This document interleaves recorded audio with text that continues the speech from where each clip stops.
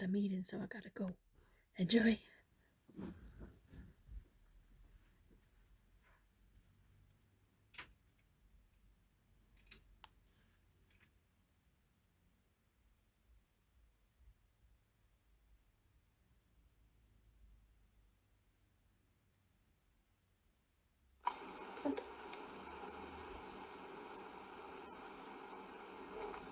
Hi, and welcome back from the break. Now, I want to welcome those of you who were with us before the break, but also very much a warm welcome to those of you who just joined. For those of you who just joined, my name is Emil. I'm a play agent here at Lego House, but today I'm also your host throughout this live session. Now, this is Lego House Fan Day, and this is the second section of the Fan Day. We're going to talk a little about of building instructions, and we invited some guests in to speak with us, but not just one, not just two, but three building experts. It's Kim, it's Nana, it's Thomas. Now these people, they joined us from their home offices. And of course, if you have any questions for them, you're more than welcome to ask them in the chat. And then we will take some of those questions after their presentation. But Kim, could you present your team and maybe about yourself and the work that you do? Yes, of course I can. And thank you for that. And thank you for having us here today. Very happy to be here. I am Kim Yde Larsen, and I'm heading up the area called Virtual Assets and Building Instruction Experience. In this area, we are bridging the digital development with our great physical building experiences. And in here, in the virtual element design area, we are developing the digital elements and assets that can be used for many different platforms and purposes. This could be for games and apps, movies, packaging, and other digital features, and for our building instruction steps. And speaking of building instructions, well, this is the main topic for us to present for you today. Here today, we'll give you some historic views on how we have worked with instructions through the Lego history, and up until today, where we're kind of expanding the building instruction steps into new building experiences. And for this presentation, I have brought with me a couple of good friends, colleagues, Nana and Thomas. I don't know if anybody can have access to skip the slides. Who has access to that? I've tried to request control, but it wasn't allowed, so... Okay, there's a couple of slides just showing our minifigure pictures. So I hope that somebody has access to that. Otherwise, I'll just continue. There you go. Thank you very much. I hope that the pictures are well alike how you see us. But Nana and Thomas are here to help us today. Nana Friborg is heading up our building experience platform department. And she'll help us in answering any great questions that you might ask after the presentation or during the presentation. And Thomas Foley, he is heading up the quality and assurance area. And he will be the one actually presenting for you today. So without any further ado, I'll actually hand over the word to Thomas. Well, first of all, thank you very much, Kim. I would like to start out by giving you a brief introduction to the history of building instruction department. Starting up in the very early years, a building instruction could actually fit within the lid of a box. I don't know, can I have control of this presentation or? Okay, so you could actually have that building instruction within the lid of a box. And as you see it in I don't know why I'm not getting, oh, I got it now, I think. I'm sorry for this. This seems to be next. So how did this work?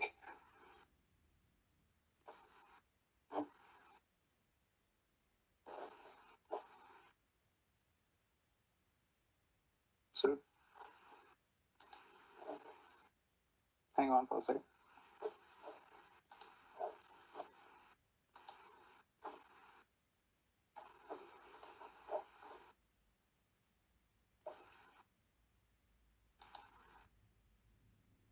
Okay.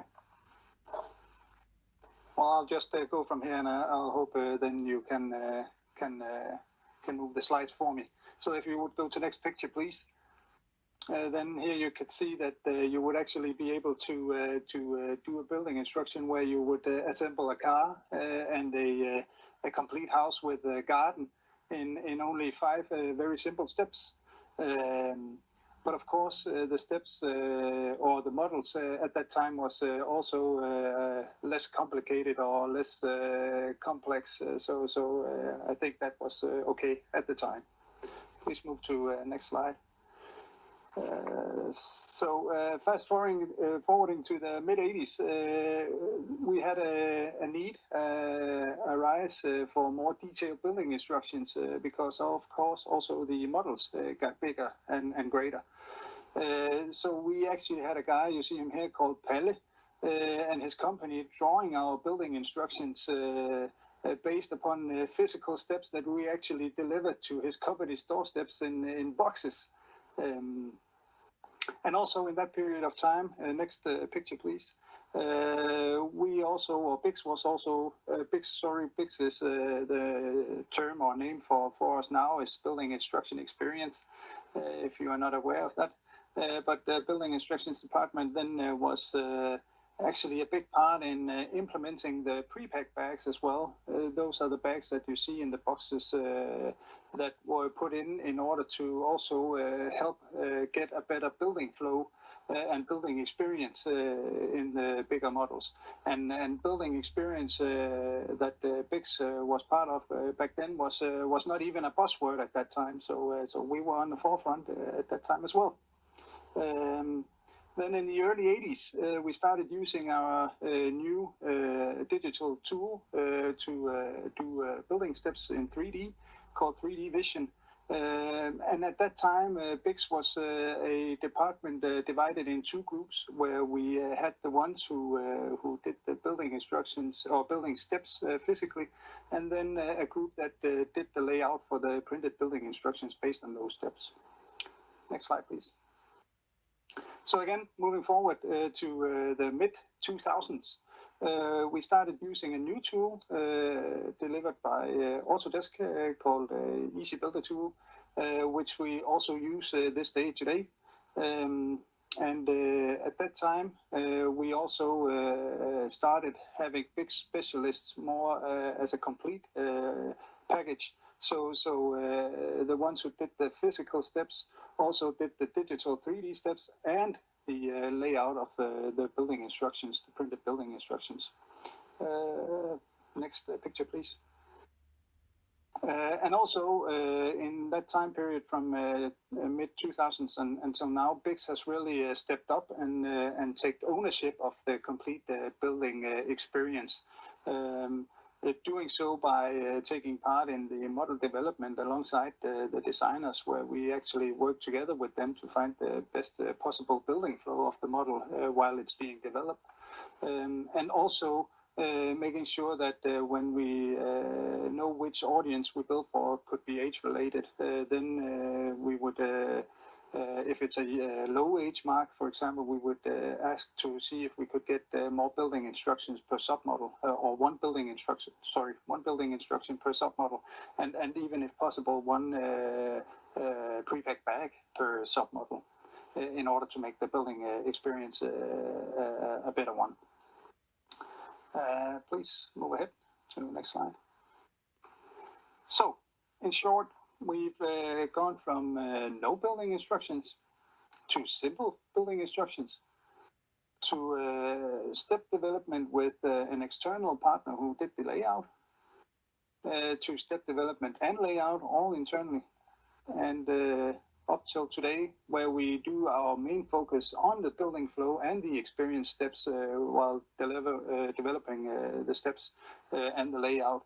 So actually we've gone from a a very simple way of approaching the building instruction into a more holistic way, where we really do put in focus on the building experience to all the audiences that we deliver to. And actually now we do more than 50,000 steps a year, so we are getting pretty experienced in that as well. Next slide. So some things never change, but other things do. Lego is a construction toy. We know that. It's a toy that has focus on build and play, and that will never change. But what is changing is the markets around us, our consumers. So we also now put in a lot more focus in unlocking the full potential of the building experience on very different platforms and to very different audiences. Next slide, please. So we've gone from what would be a standard product where we have the well-known elements and colors and the standard building instruction formats and the standard content within those building instructions and also the core building and play that we know, to next please, to a more diverse product where we have a lot more in it. Verbix, as Kim just mentioned, is the department that Bix is a part of. But in Verbix, we do deliver to a wide range of different things. For example, we would deliver assets for movies, movie productions, games and apps. But also we would need to create a new elements with sound and lights that are able to do something special. And we've gone from the standard BI to very non-standard BIs or custom like, if you would, where we have different looks and feels of the building instruction depending on which theme it was and to what audience it would be to. And also the digital building instructions. And digital building instructions is something that we wish to go into because we want to broaden our building instructions offerings from going from only paper to also a digital solution. So we would then reach more customers. Yes, next slide, please. And we do meet very diverse builders and audiences, and they all have very different skills and preferences within both the physical and the digital world. And in order to meet those needs, we would have to provide a wide range of building experiences to those audiences, such as for example, there would be the core experience, which would be themes like Creator, where the focus is very much on the build itself, the bricks, what you can do with how many different kind of builds or models you can do with the same bricks. And then into first Lego experiences, which would be Duplo. Duplo is something that we have because we want to make sure that our children really do fall in love with Lego through very good and correct building experiences for that age mark. And then going into the first Lego system experience, which is kind of a soft bridging between Duplo bricks and the Lego system bricks.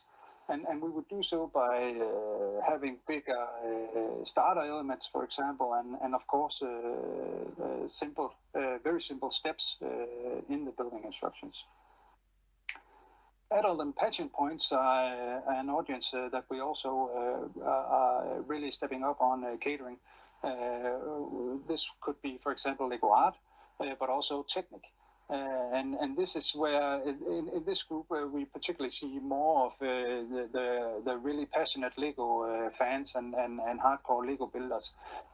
But we would also see somebody who would buy a particular product only for the model, not for it being Lego. So, for example, if a guy is driving around in a Porsche, then maybe he would be interested in buying the Technic Porsche just because he would like to have it in his house somewhere. So, yes. And then, of course, arts and crafts, where Dots, which is given as an example here, is a very great example of how we try to apply this kind of open-ended creativity into the Lego ways of playing. So yes, next slide, please. So how do we choose the format of a building instruction? There's different things to consider when doing so. First of all, we need to find out what kind of audience we are building for. In this case, it would be city and a low age mark. And then, of course, we would need to know the size of the model. Is it a big model? Is it containing a lot of submodels? And in this case, it's having a lot of submodels. So the building instructions for this particular product ended up being 6 building instructions in different formats, all of them chosen to fit that specific submodel in that box. And because it was a low age mark, then we would apply 6 different building instructions, 1 to each submodel. If you go ahead to the next slide, just click 3 times, I think. This is just an example of what it would be like for an adult audience. You can see compared to the other one that this has a much more exclusive look and feel to it. And of course, it's only 1 building instruction. And in that building instruction, we would have a lot more elements per step, simply because 16 plus audience would be able to handle more than, of course, a 6 plus builder would. Yes, thank you. So, looking into very high level the development process of how we do a building instruction, then we start out with the model development, and this is where we sit with the building, the model designers, and actually decide on what would be the best building flow to this model. When that is done, we move into the digital model phase. This is where we actually build that model digitally in 3D, which is Bix who does that. And of course, then we have the model designer and graphic designer over and approving that it do look just like the physical model. And then we move on to the step phase and the building flow and experience phase, where we really put our focus in getting the exact right building experience for that audience that we are building to, whether it being low age, first experience, or adult. And then we move to our layout phase, where we lay out for the physical building instruction, where we would, for example, if it's a low age mark, then we would do some horizontal layout work, and if it's a high age mark, then we can do some vertical columns as well. Please move on. So, and at the almost end, we reach the product verification, and this is where the different departments who have all had a stake in that specific model meet up to agree that the model is as good as it can be. That could be the model designers, packaging, and of course building instructions that all shake hands on it being a good model, and getting ready to be produced. And then after a model hits the market, then also within Bix we use our consumer insights to also learn from. So we follow that specific model on the markets and seeing how it's doing, and do we have any comments to that specific model. Then we would track those so we can learn from them. Yes. Now, in regards to quality, then there's a lot of factors that actually has or pose a challenge into how to deliver a good quality building instruction. First of all, we could see many similar shaped elements used in a model that would then be posing a challenge in making sure that they chose the right ones. Also new and very cool and maybe even complex functions on those models, because of course we would also like to deliver a good play value. Stickers. Is there many stickers in the model? The intended audience able to handle those stickers? The new free of choice stickers, how do we actually go about communicating that you can use stickers wherever you want? Also many similar colors of elements. Again, I can use Star Wars, for example, as a reference, where a lot of elements are actually gray, and there's not much to do about it, because that's the way for example, the Super Star Destroyer looks in Star Wars, so it has to be gray. But we would somehow then need to make sure that we could show it in a way so that it would be easy decodable in the building instructions. Which also brings us to the orientation of a model. How do we start out by getting the best pose of the model so we don't have to turn it too many times during the build of the model? Because if you lose orientation of a model, if you can't see what is supposed to turn left and turn right, then you would also not be able to place elements correctly. And again, this also comes to the placement that how do we make sure that it's decodable where to put that specific element. If you sit with a model that has been already used in 1,500 bricks, and you have to make sure that this specific element is placed right there, that's also something that we put into our consideration when we do the building instructions. And here you see an example of what it would be like when we build for a low age mark, 4+ or juniors.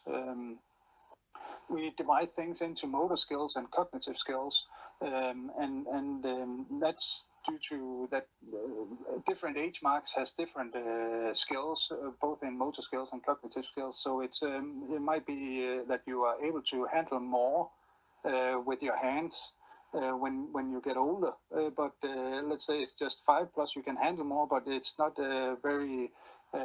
That doesn't mean that you are actually able to understand what it is that you are having in your hand and what you are seeing on print. And if you look at motor skills, then in the yellow section that we have marked some. These are of course just a few examples. There's a lot more, but we have marked some in green, some in yellow, some in red. And in the yellow section of motor skills, we have some frames and windows and doors, and also some tires and rims.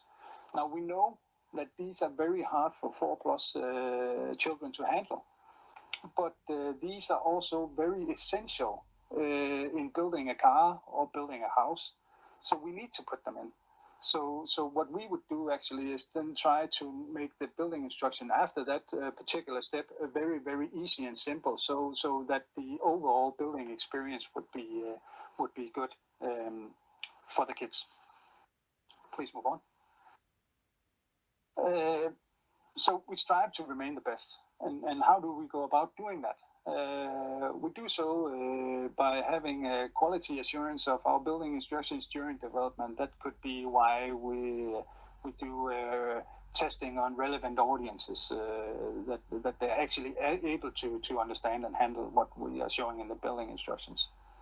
We also do quality assurance before launch of the product and during development of the building instruction. And that is actually done by using our building standard, our building guidelines. And that is something that has been developed by BICS, or Building Instructions Department, throughout the years. And actually here you can say this is like the secret recipe to our sauce. This is why we are where we are today in our building instructions. And then we do quality assurance, as I briefly mentioned before, also on our products after we have launched them. And we do so by close collaboration with consumer service, also with consumer insights and consumer perceived quality department. You will be hearing from them later on today. I know Bjarke will be speaking to you. where we actually follow up on everything that has to do with our building instructions in order to both good and bad, in order to better ourselves during this. And this also brings me to say that if you ever come across something in our building instructions that you might not understand or see as an error, then please call our consumer service, and I'm sure they would love to help you out, and they would love to put or let us know what actually is going on the markets. And this is it's okay. You can go to the next slide. This has been a brief presentation of building instructions, kind of very business-like. So I would like, before I hand it back over to Kim, I would like to just leave you with that from my point of view, I started out before I got into building instructions. The reason why I wanted to go into building instructions was that when I was a kid and built the models, then the building instructions for me stood out as a kind of storyline as I was building. And that stayed with me throughout the years, and it is also why I actually wanted to do the building instructions. And I can say that I'm very proud of working in a place where from as long back as I can remember, the building instructions look and language has stayed the same throughout the years. Also, even now when we are going into digital building instructions, it still looks the same. And I can say for sure that in the complete Vabix department, we're just a bunch of very passionate guys and girls that just want to deliver the best possible experience to our consumers. So I hope that you've seen something of interest today, and now I would then hand it over to Kim. Thank you.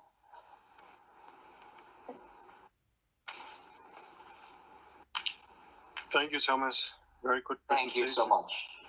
This is very interesting. Like, the most interesting part of this session was you don't know how much goes into making building instructions. I guess you don't know what you don't know, right?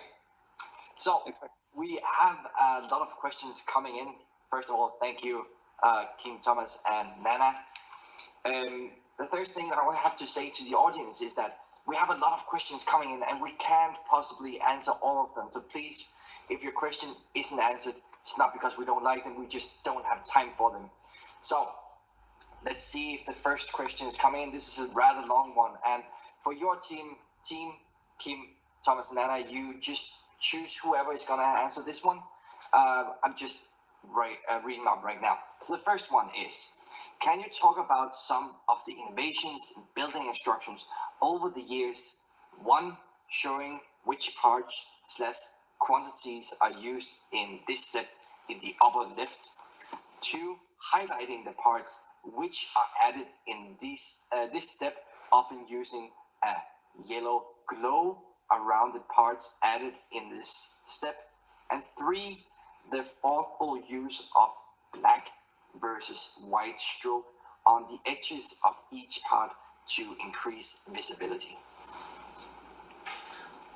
I don't know where to put up my hand, but should I take this one? Okay. So we do try always to innovate, and when models are being more and more complex, then also the need for showing it in the best possible way in the building instructions is of course something that we need to look into, and just to touch upon the outlines, the yellow or red glow outlines that we do around bricks that we add on in steps, then it's not a given that it's decodable to all audiences, and we do add it more and more these days, trying it out, but it's baby steps, because we also need to make sure that it's to the right audiences and give the right information. I forgot what the two other was. Can you put them back on?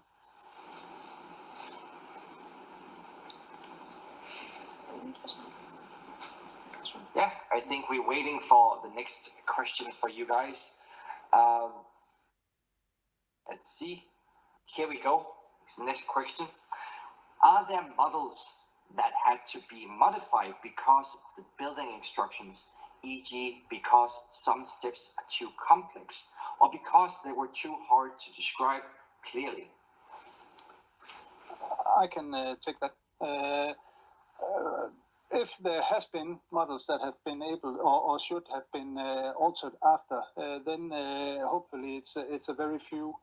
Because actually, this is why we do that close collaboration with the designers, the model designers in the model quality meetings, is to handle those issues before they actually are finished developing the model. So we look into the best building flow, but also is this really a good way to build that specific section of the model and so on. So hopefully we do catch all of that before the model is finished being developed.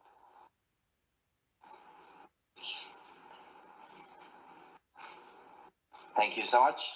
And I think next question coming already. So, similar colors are difficult for colorblind people, especially for the many shades of creator expert.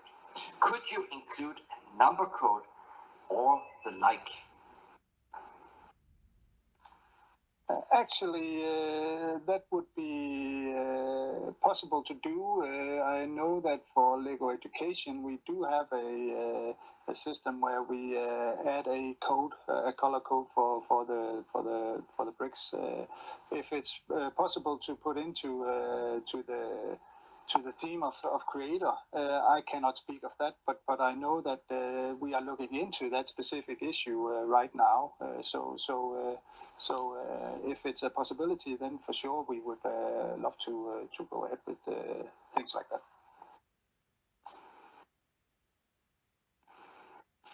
Okay. Oh, new question is already there. So we have this one that says, are there plans to rework the black background building instructions of the 18 plus set, as they are very difficult to I can't pronounce this word, differentiate, in darker color tones.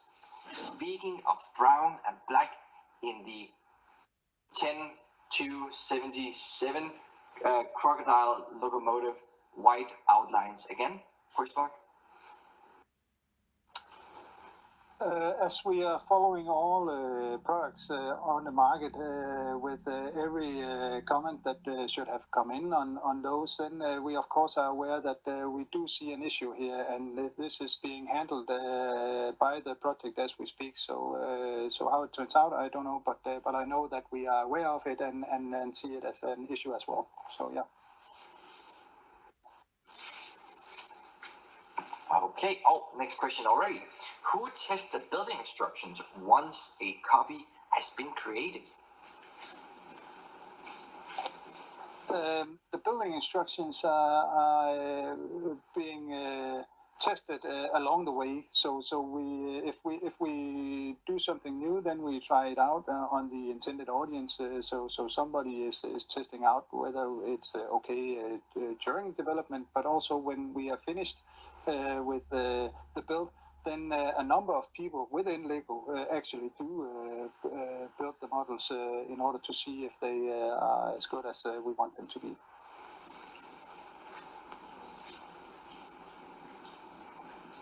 Our next question here. How many hours did it take to create the instructions for the UCS Millennium Falcon? I know this is a rather long one.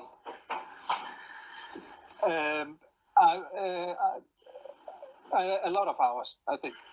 I'm sorry, but I can't really talk into that because we don't have the ones who have been involved in that here today. But it takes a lot of hours. In general, it takes a lot of hours to develop any model and building instruction. So the bigger they are, of course, they do entitle a lot of hours in development.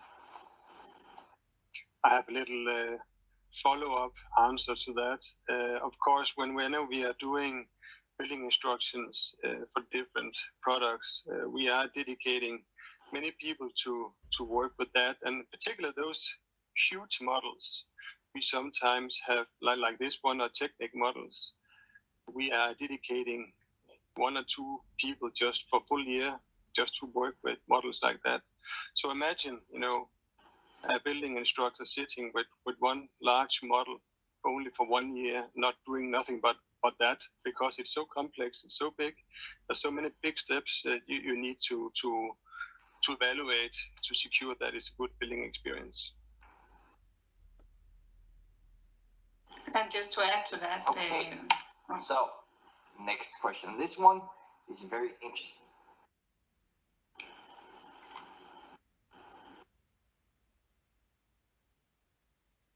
go ahead.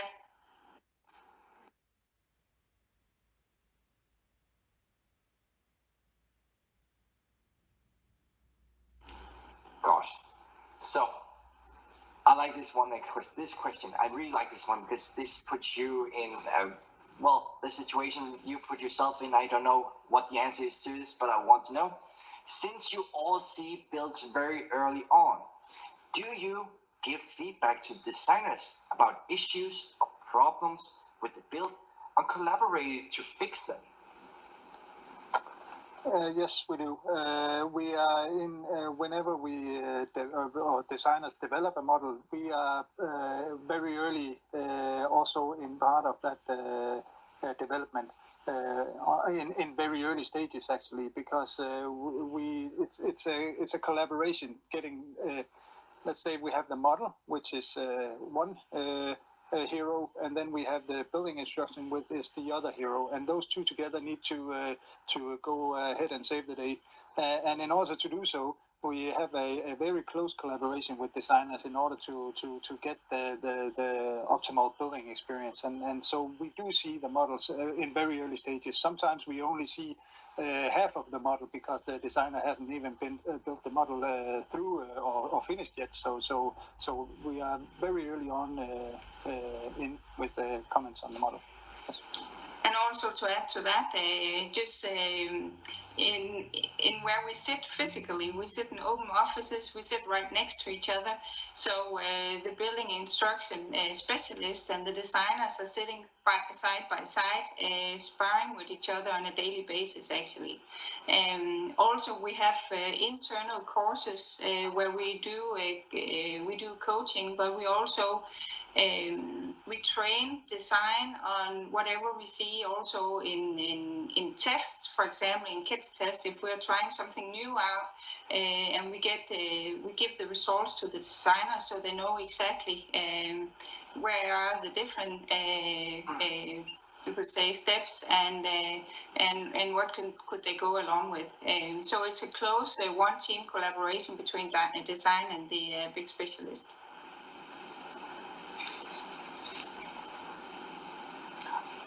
This is a new question. What is VABIX? So it's VABIX.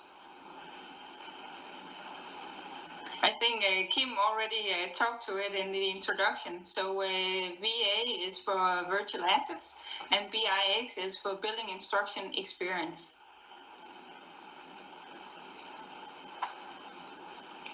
Good, short and sweet. We like that. So, next question coming on. This, again, a rather long one. So, keep tuned. With modern computing and rendering, it's possible to render photorealistic images for each step. The instructions use a simplified flat look for the parts. Can you tell us why you continue using this simpler style? Have you experimented with more realistic instructions? Yes, we, as I briefly touched upon in the presentation, the look of the building instructions is something that we actually hold very dear. Not to say that it's not up for change or anything, but it's a formula that has been working very well throughout the years, and also a look that fits good to within the building instructions, and also a more realistic look in the building instructions might not necessarily mean that it's more easy decodable. So whenever we do something like that, we need to make sure that all the audiences that this is intended for is actually able to understand it. But as an example, Duplo is more realistic or photo-like than, for example, other building instructions that we do with the system bricks and Technic. Cool. Next question is coming up. Why are the papers used in glossy formats? Sometimes I find it hard to read with the glare in some environments. I've been having this problem myself, so I'm listening. The majority of this is a very boring business-like answer, but the majority of the stock of paper in the world actually is